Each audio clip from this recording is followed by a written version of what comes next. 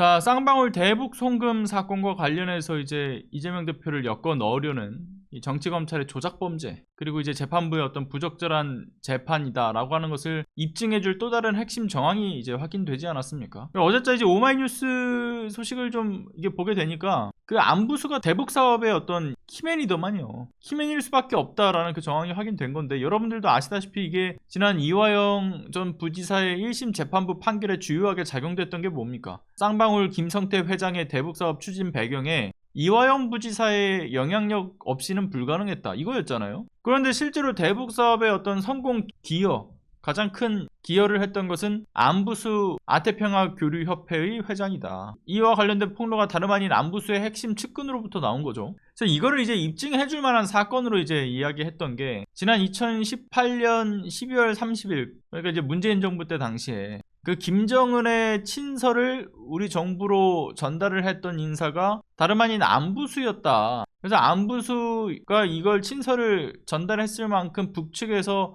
신뢰를 받고 있었다라는 겁니다. 당시에 다들 기억을 또 하시겠지만 문재인 정부 2년차 시점에 정말 많은 이 북한과의 어떤 이벤트들이 잔뜩 몰려 있었잖아요. 세 차례 남북 정상회담은 물론이고 북미 정상회담, 남북미 정상회담까지 해서, 그러니까 이어지는 이 남북의 어떤 평화적 관계 개선의 그 과정 속에서 여기서 또 초미의 관심사는 또 뭐였습니까? 다름 아니라 김정은이 서울에 오냐 안 오냐, 이 김정은이 올 수 있는 거, 온다는 얘기는 어쨌든 나눠졌으니까 관련된 어떤 합의에 따라서 답방이 이루어질 수 있겠는가, 이거에 대한 양국에서의 관심이 쏟아지지 않았습니까? 뭐 세계적으로도 주목을 했고요. 그런데 그 당시 국내에서 언론들이 쏟아냈던 추측성 보도들도 기억을 하실 거예요. 이를테면 김정은이 뭐 답방을 일정을 딱 확정을 하지도 않은 상태인데도 불구하고 일정을 특정하는 보도를 내면서 마치 곧이어 뭔가의 어떤 역사적 순간이 이뤄질 것처럼 흘러가지 않았습니까? 그러던 중에 12월 30일 날 김정은의 친서가 도착을 하죠. 친서의 내용은 평양에서 합의를 했던 것처럼 연내 이제 서울 방문을 이제 고대를 하긴 했는데 이게 이뤄지지 않아서 아쉽다, 추후에 어떤 상황을 보고서 서울에 방문하겠다, 그런 내용이지 않았습니까? 그런데 당시 청와대 측에서 관련된 내용을 공개를 하면서 김정은의 친서가 인편을 통해서 전달되었다라고 언급이 돼요. 다만 뭐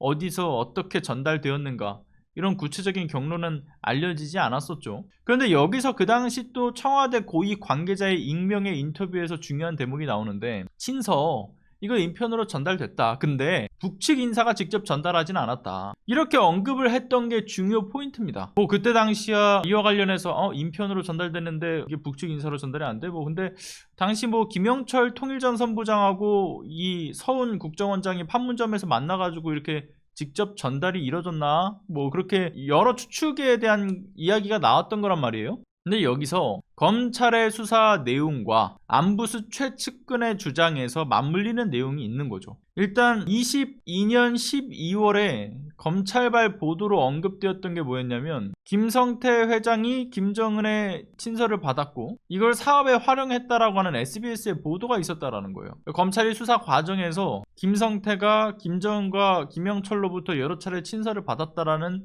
과시를 했다, 뭐 이런 복수의 진술이 나왔던 거고, 쌍방울 그룹이 임직원 수십 명을 동원해서 중국으로 밀반출한 640만 달러를 북한으로 이제 건넸던 것에 대해서 그에 대한 답례로서 친서를 받은 것으로 의심을 하고 있다, 검찰은. 그런 내용이었죠. 그리고 그런 친서를 통해서 투자금 유치와 주가 부양에서 활용을 했을 가능성에 대해서도 검찰이 주목을 하고 있다, 이런 내용도 있었고요. 즉 북한에 송금된 800만 달러의 어떤 목적이 이재명 당시 경기도지사의 방북을 위한 용도였다라는 그 검찰의 공소 사실과는 다르게 검찰이 이미 수사 과정에서 그 진위를 파악하고 있었다라는 것을 알 수 있었던 내용이죠. 이게 이재명 대표와 관련 있는 사건이 아니고 쌍방울의 주가 부양 목적이 있구나 라고요. 그리고 여기서 중요한 것은 또 뭐냐면, 김성태가 자랑하던 친서의 전달자가 바로 안부수라는 거고요. 그 안부수 핵심 관계자의 말에 따르게 되면 김정은의 친서가 당시 문재인 정부로 전달되던 그 시점에 안부수가 12월쯤에,